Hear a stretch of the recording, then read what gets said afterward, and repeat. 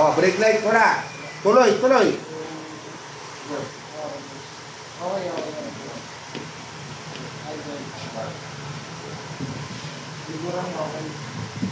Saraman.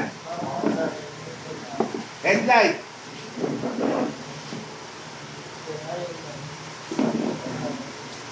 Oh, okay, oh. So, ano yung concern natin? Brake light not working. Oh, siya. Una, kahit nakita nyo na, example, na ang mukha mo yung brake light, hindi umandar, di ba? Hindi mo nakitang umandar. Iwanan nyo muna siya. Tandaan natin, kasi ganyan ang mangyayari doon. I-operate mo pa na, paano kung yung low beam light side hindi umandar? Kapag iniwan natin yun. Di ba? So, any kinds, basta electrical na yan, mag-operate muna tayo ng mga bagay-bagay. Yun ang unang-unang gagawin. Okay? Walang bypass, walang skip. Okay? Walang shortcut. After nyan, saan tayo pupunta? Sa fuse. Kapag goods lahat ang fuse, lahat ng supply, okay, doon tayo pumunta ng mga connectors ng wiring. Okay? Pagdating ng connectors, wala dito. Mag-extend ka ng konting wiring. Tignan mo, check mo kung meron pa rin 12 volts doon. Kapag meron, abante ka ulit. Diba? Abante ka ulit. Hanggang sa mapunta ka sa valve. Okay? Huwag yung pa-shortcut tayo. Hindi natin makukuha sa shortcut yan. Pwede naman nga di ba? Pwede na natin buksan dito. Hindi umaandar yung brake light di ba? Paano mo malalaman kung bombilya ba talaga yung sira? Di ba? Hindi tayo pwede gano'n. Hindi tayo pwede nag-jump. Bawal lang nag-jump doon. Baka tayo mag-jump tayo sa labas. Okay? O. Tira. Operation. Done.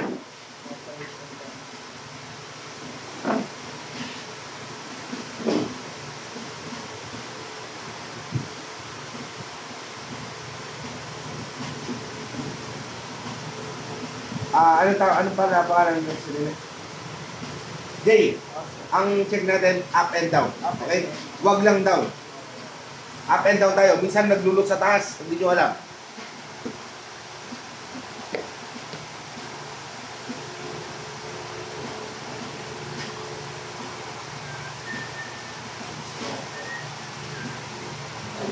So, good start yan. Diba? Nasaan ang switch ng brake light? So, okay, wala mo na kayong gagalawin. Ang switch ng brake light, pati sa totoong sasakyan, meron din siyang switch. There is 2 connector. Okay? Lahat ng switch meron parehas na connector, di ba? At positive ang isa. Agad-agad meron siyang live wire. Di ba? Meron siyang live wire. Dahil pagka-operate mo ng switch, anong mangyayari? Magdidikit sila, di ba? So, susupply niya yung naghihintay. Magkakaroon din siya ng 12 volts. Di ba? So, ang takbo nyo dyan, yung sinuplayan muna. Huwag yung binigyan. Okay? Yung nag-receive muna ng live wire. After, kapag wala ka na dito doon sa nag-receive ng live wire, tumakbo ka doon sa sinuplayan ng 12 volts. Huwag kang magtatanggal ng connector. Okay? Dahil once na tinanggal mo ng connector yan, hindi mo siya mag-check properly. Tusukin mo siya na nakalagay yung connector. Again, liwas-liwas kayo. Hanapin nyo muna yung, nasan ba yung ano dyan? Yung, tingnan nyo ko. Hindi, okay yan. Nakaharap ganyan yung switch, di ba? Ito yung dalawang connector. Di ba? Yan, nakaharap ganyan yung switch. Dalawa yung connector na ganito. Ito, yung light. Di ba? Yan yung light. Ito yung 12 volts. Then, yung sa kanan, yun ang susuplayan ng 12 volts. Di ba? So, ang gagawin nyo, test nyo muna to kung meron siyang light. Huwag kang mag-skip na agad kang pupunta rito. Kapag meron siyang 12 volts, meron siyang live wire, doon sa connector na yon, operate mo yung switch.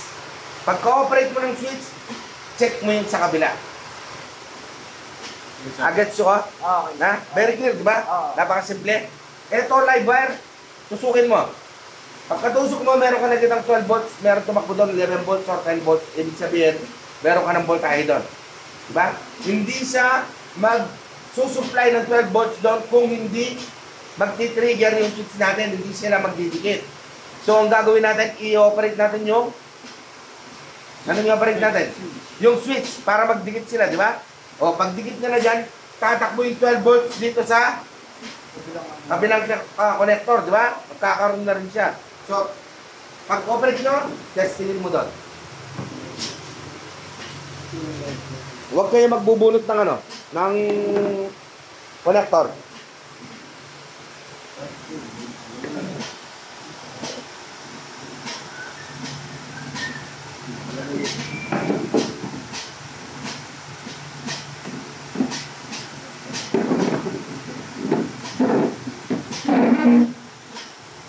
Sir, ikit mo na, sir.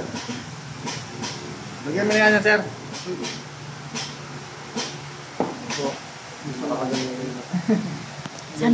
Sano. Pero may power yan. Isa yung problema, itang brake light. Brake light. Switch. Yung brake light nga lang sa loob. Wow, okay. Wala siyang sulo. So, Ano, nakatanggal yung connection ng isang wire. yan ang tinanggal ni sir. Okay na. Okay. Brake light.